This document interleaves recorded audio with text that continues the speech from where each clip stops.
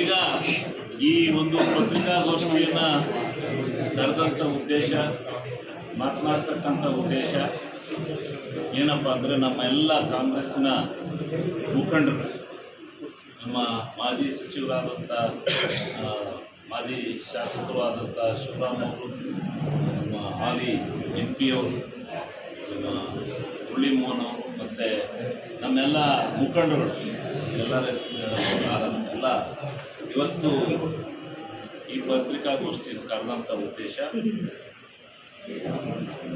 ಈ ಜಿಲ್ಲೆಯ ಅಭಿವೃದ್ಧಿಯ ಪಥದಲ್ಲಿ ನಾವು ಎರಡನೇ ಒಂದು ಯೋಜನೆ ಹೇಮಾವತಿ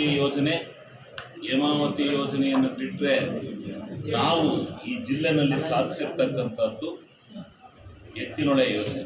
ನಮ್ಮ ಜಿಲ್ಲೆಯಲ್ಲಿ ನೀರು ಹೋಗಿ ಸಮುದ್ರ ಸೇರ್ತಾ ಇದ್ದಂಥ ನೀರನ್ನು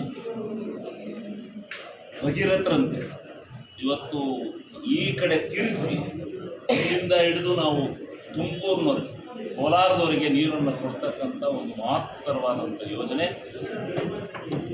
ಅದನ್ನು ಅಂದಿನ ಮುಖ್ಯಮಂತ್ರಿಗಳಾಗಿದ್ದಂಥ ಸಿದ್ದರಾಮಣ್ಣ ಈ ಯೋಜನೆಗೆ ಶಂಕುಸ್ಥಾಪನೆಯನ್ನು ಚಿಕ್ಕಬಳ್ಳಾಪುರದಲ್ಲಿ 2014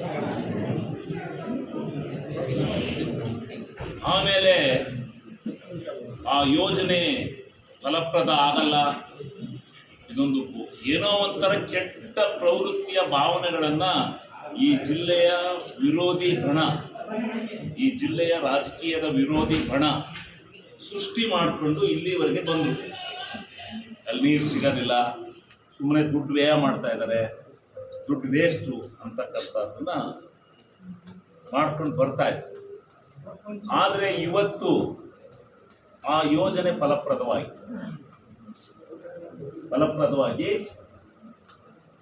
6ನೇ ತಾರೀಕು ಈ ರಾಜ್ಯದ ಮುಖ್ಯಮಂತ್ರಿಗಳು, ಉಪಮುಖ್ಯಮಂತ್ರಿಗಳು, ಈ ಭಾಗದ ಎಲ್ಲ ಫಲಾನುಭವಿ ಶಾಸಕರುಗಳು, ಮುಖಂಡರುಗಳು ನಾವೆಲ್ಲ ಸೇರಿ ಅದರ ಉದ್ಘಾಟನೆಯನ್ನು ಮಾಡ್ತಾ ಇದ್ದೀವಿ. ಈಗಾಗಲೇ ಒಂದೇ ಒಂದು ಮೋಟರ್ನಲ್ಲಿ ಎತ್ತಕ್ಕಂಥ ನೀರಿನಲ್ಲಿ ಬೇಲೂರು ತಾಲೂಕಿನ ಹಳೇಬೀಡು, ಬೆಳವಾಡಿ, ಅದಾದ ಮೇಲೆ ಈಗಾಗಲೇ ತುಂಬಿ ದೇವನೂರು ಕಡೆಗೆ, ಬೇಲಾರಿವರ ಕಡೆಗೆ ನೀರು ಹೋಗ್ತಾ ಇದೆ. ಒಂದೇ ಒಂದು ಸ್ಟಾರ್ಟ್ ಮಾಡಿದ್ರು ಇನ್ನು ಅಷ್ಟೇ. ಇನ್ನು 4 ಇನ್ನೂ 2 ಇದರಲ್ಲಿ ನೀರನ್ನ ಮಾಡೋ ಕೆಲಸ ಇನ್ನೂ ಸ್ವಲ್ಪ ಸ್ಥಗಿತ ಇದೆ. ಇನ್ನು 4 ರೆಡಿ ಇದೆ. 4 ಅವತ್ತು ಉದ್ಘಾಟನೆ ಮಾಡ್ತಾರೆ ಮಂತ್ರಿಗಳು. ಎಲ್ಲ ಮಂತ್ರಿಗಳು ಬರ್ತಾರೆ. ಇದೊಂದು ನಮ್ಮ ಕಾಂಗ್ರೆಸ್ ಸರ್ಕಾರದ ಬಹಳ ಮಹತ್ತರವಾಗಿರ್ತಕ್ಕಂಥ DK ಶಿವಕುಮಾರ್ ಅವರನ್ನು ನಾವು ಈ ಸಂದರ್ಭದಲ್ಲಿ ನೆನೆಸ್ಕೋಬೇಕು. ಅವರು ನೀವು ಬರ್ತಾ ಇದ್ರಿ, ಎಲ್ಲ ಮಂತ್ರಿಗಳು ಬಂದವರು ಬರೋರು ಒಂದು ವಿಸಿಟ್ ಕೊಡೋರು. ಆದರೆ ಒಂದು 400 ಮೀಟರ್ ದೂರ ಪೈಪ್ಲೈನ್ನ ಒಬ್ಬ ಕರೆಂಟ್ ಉತ್ಪತ್ತಿ ಮಾಡುವಂಥ ಮನುಷ್ಯ ಇನ್ನು ನೀರು ನಿಂತೋದ್ರೆ ನನಗೆ ಕರೆಂಟ್ ಉತ್ಪತ್ತಿ ಮಾಡೋಕ್ಕಾಗ್ತಿಲ್ಲ ಅಂತ ಹೇಳ್ಬಿಟ್ಟು ಅದನ್ನು ತಡೆ ಒಡ್ಡಿ ಇಲ್ಲಿಯವರೆಗೂ ಅದನ್ನು ಬಿಟ್ಕೊಡ್ದಂಗೆ ಸಾಹಸ ಮಾಡಿದ್ದಾರೆ. ಆದರೆ DK ಶಿವಕುಮಾರ್ ಅವರು ಸ್ಪಾಟಿಗೆ ಬಂದು ತತ್ಕ್ಷಣ ತೀರ್ಮಾನ ತಗೊಂಡು ಅದನ್ನು ಹೊಡೆದಾಕ್ಷಿ ಆ ಲೈನ್ನ ಕ್ಲಿಯರ್ ಮಾಡಿ ಇವತ್ತು ನೀರು ಬರುವಂಥ ರೀತಿಯಲ್ಲಿ ಮಾಡಿದ್ದಾರೆ. ಅದನ್ನು ನಾವು ಶ್ಲಾಘನೆ ಮಾಡಲೇಬೇಕು.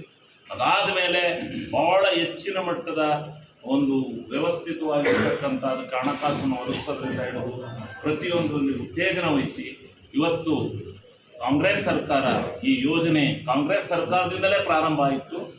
ಈ ಕಾಂಗ್ರೆಸ್ ಸರ್ಕಾರದಿಂದಲೇ ಇಷ್ಟು ಇದಕ್ಕೆ ನಾವು ನೀರನ್ನು ಕೊಡ್ತೀವಿ.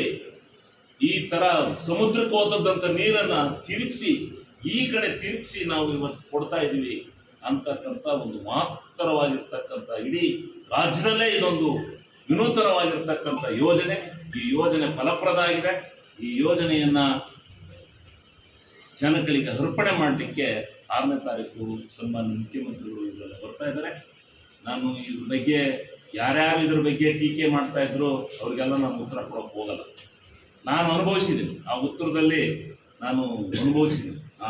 ಎಂತೆಂಥ ಮಾತನ್ನು ಕೇಳಿದ್ದೀನಿ ನಾನು ಅಂತಂದರೆ ಎಲ್ಲ ಮಾತನಾಡಿದ್ದಾರೆ ವಿರೋಧಿಗಳು.